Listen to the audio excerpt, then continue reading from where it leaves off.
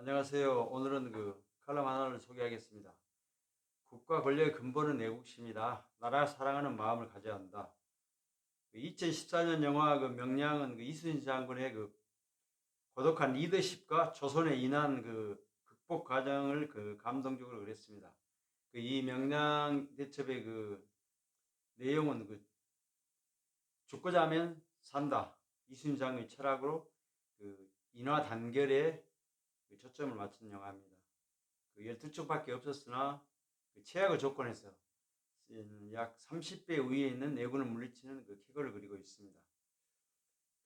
유성룡의 징비록에서 보면은 이순신 장군은 자신의 집무실이자 회의실인 운주당에서 밤낮을 가리지 않고 장군들과 토의를 하면서 절병들 말에도 귀를 기울이고 하다못해 바닷가에 사는 어부들 조류 또 간만의 차 이런 데에도 귀를 기울였다고 합니다.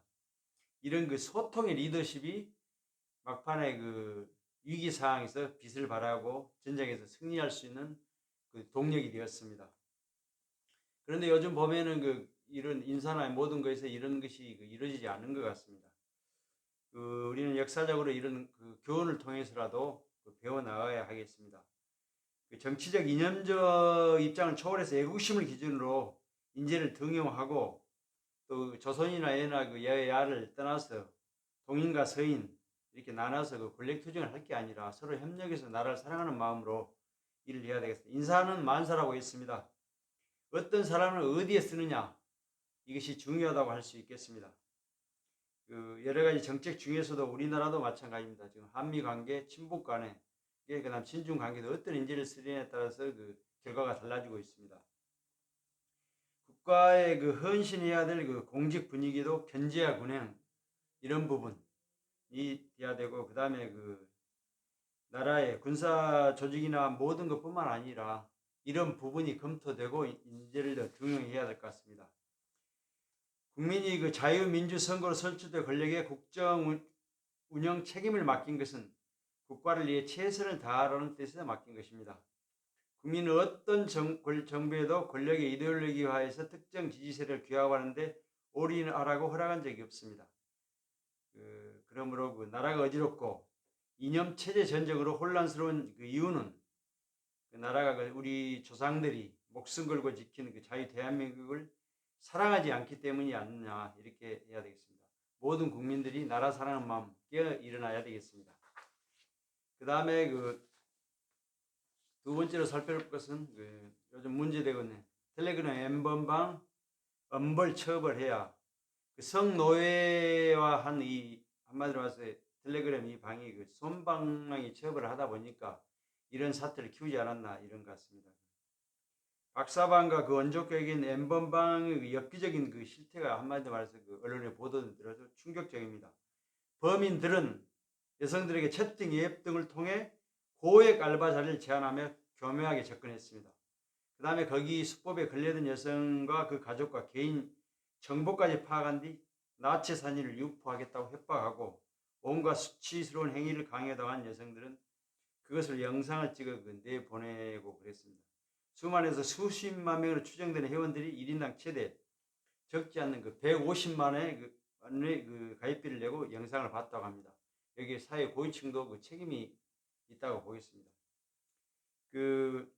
영국은 아동 음란물 소지자는 최대 징역 5년까지 처벌할 수 있습니다. 미국은 단순 소지는 물론이고 영상을 보기만 해도 10년 이하의 징역을 통해서 엄벌합니다.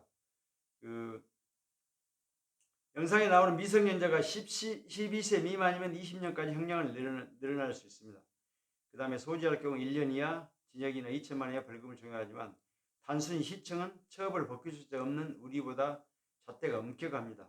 우리나라 처벌 법규가 너무 약하고 그 다음에 이런 사건이 났을 때 이슈가 되고 그냥 유야에 묻히는 경우가 있는 것 같습니다.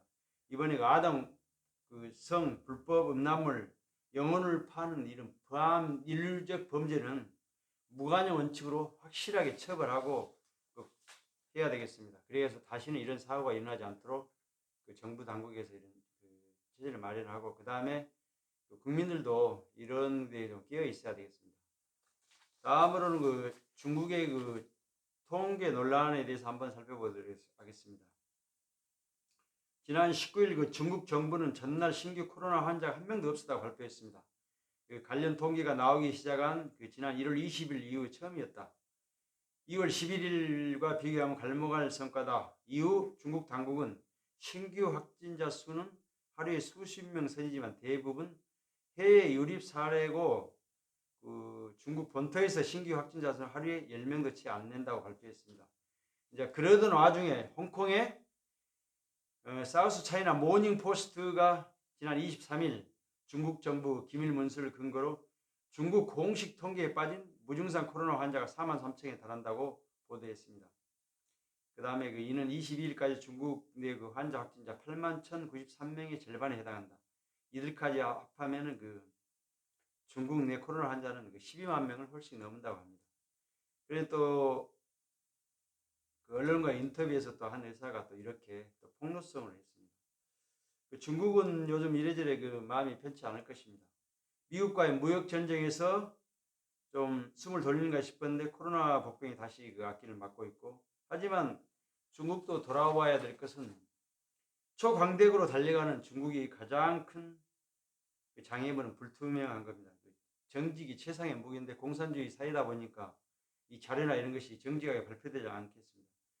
통계나 조작이 되고 거짓말 국가로 오명담은 국제사회에서 신뢰를 받기 어렵습니다. 마지막으로 지난 2020년 3월 26일은 천안함 폭침 사고가 난 10주년이 되는 날입니다. 2010년 3월 26일 날 21시 22분 북한 잠수함 어뢰 공격으로 천안함이 침몰되었습니다. 우리 젊은 46명의 젊은 용사들이 나라를 위해 순직을 했습니다. 나라를 위한 숭고한 희생 정신을 기억하고 잊지 말아야 되겠습니다. 감사합니다.